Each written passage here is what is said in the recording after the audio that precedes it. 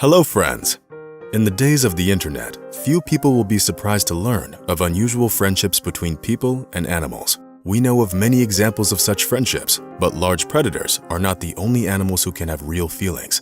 As it turns out, regular farm birds are also capable of it. Today, I'll tell you a story that happened 34 years ago. Despite the fact that a whole new generation of people has grown up since then, many still remember the story. Gene Fleming was an eccentric inventor from Nebraska who attempted to design a flying saucer and bait that fish were guaranteed to bite. Even though he occasionally succeeded in selling some of his inventions, for example, a scratcher for cows who suffered from insect bites, his financial situation could have been much better.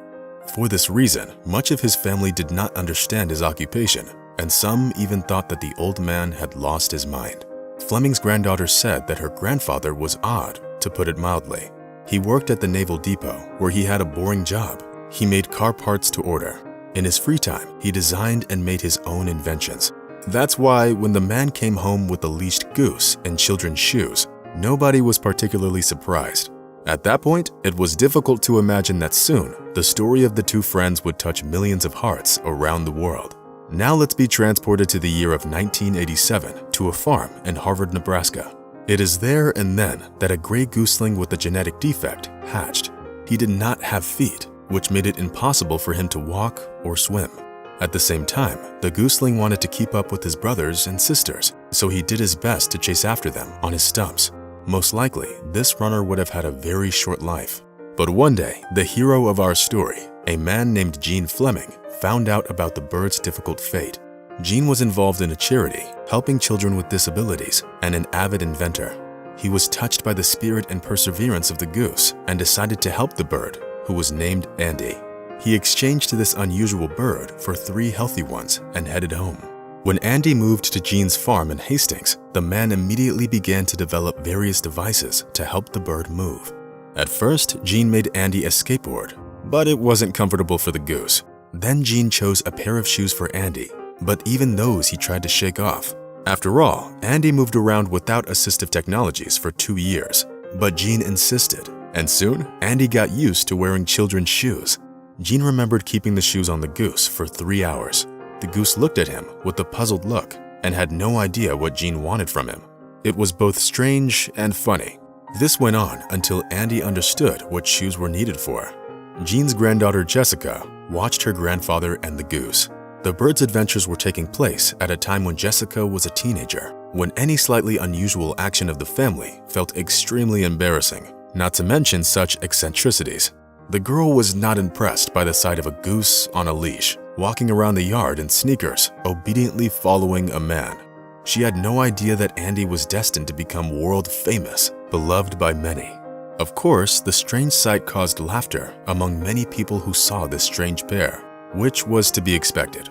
Just imagine the sight of a man walking a leashed goose in shoes who obediently ran behind him and asked to be picked up. Of course, this pair could not remain unnoticed for too long. Soon, an employee of the local newspaper, the Hastings Tribune, wrote a few lines about the goose in one of the issues. To his great surprise, the next morning, Andy woke up a celebrity. People were touched by the fact that the man did so much only because he wanted to help the goose, and to show people that having a disability was not a death sentence. Soon, the Fleming family and their unusual pet were invited to do interviews for big publications, such as People. Soon afterwards, the goose was a guest of the late-night talk show with Johnny Carson, which had very high ratings at the time. It so happened that in a span of 1 month, all of America learned of the pair. People liked the relationship between Gene and Andy. It seemed as if they understood each other without words. Andy followed Gene everywhere. When his legs got tired, he would settle in the man's arms and listen to all the conversations he was having, occasionally making sounds as if taking part in the discussion. Andy soon became a fan favorite. He would occasionally tour in Gene's bright orange Triumph TR7, which was adapted for transporting a goose.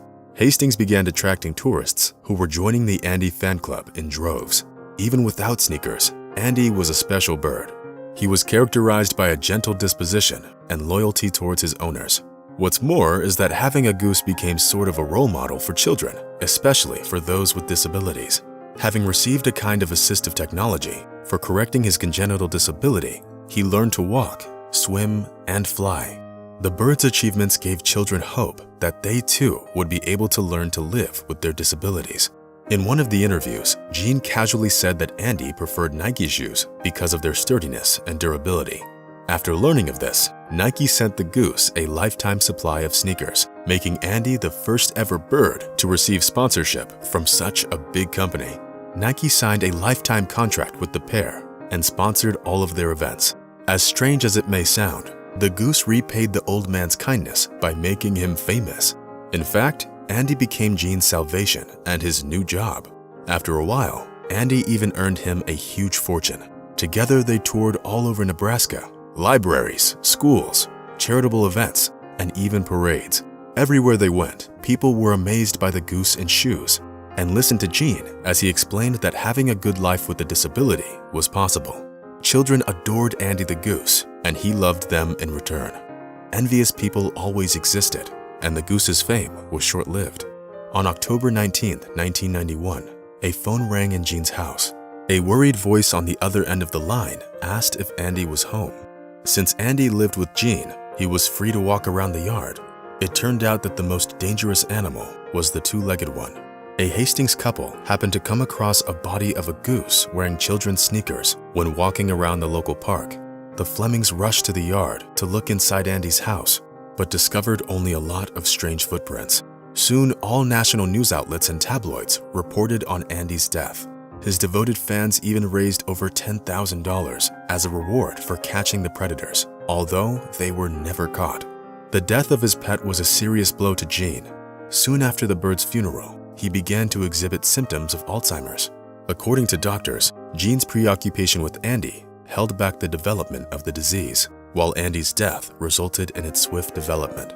Jean wanted to install a bronze monument on the goose's grave, but a local granite company donated one made out of black granite instead. It stands in the Flemings' backyard to this day. After Andy's disappearance, the old man shut down and spoke to almost nobody. His illness progressed and he passed away in 1999. A few years after the death of her grandfather, Jessica decided to make a short documentary about the family pet. In search of details and memories, she looked through the family's archives that were somehow related to the life of Andy the goose. The pair's thousands of fans helped her in whatever way they could. Jessica said that at one point, she thought that her granddad was strange, but she now understood that Jean and Andy were an incredible pair of friends. Yet unfortunately, every story has an ending. Today, thousands of people visit the goose's memorial, and the story of the pair is well known to this day.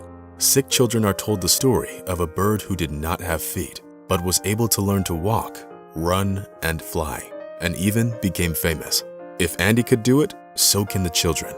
Well, that's the story of an eccentric inventor whom everyone laughed at, and the goose who was born without feet. Apparently, this pair was destined to be together, and together they were able to charm the whole world. Friends, share your opinions with us. What do you personally think of the story of Andy and Jean? Don't forget to rate the video if you liked it. That's all for today. Bye, and see you soon. Bye.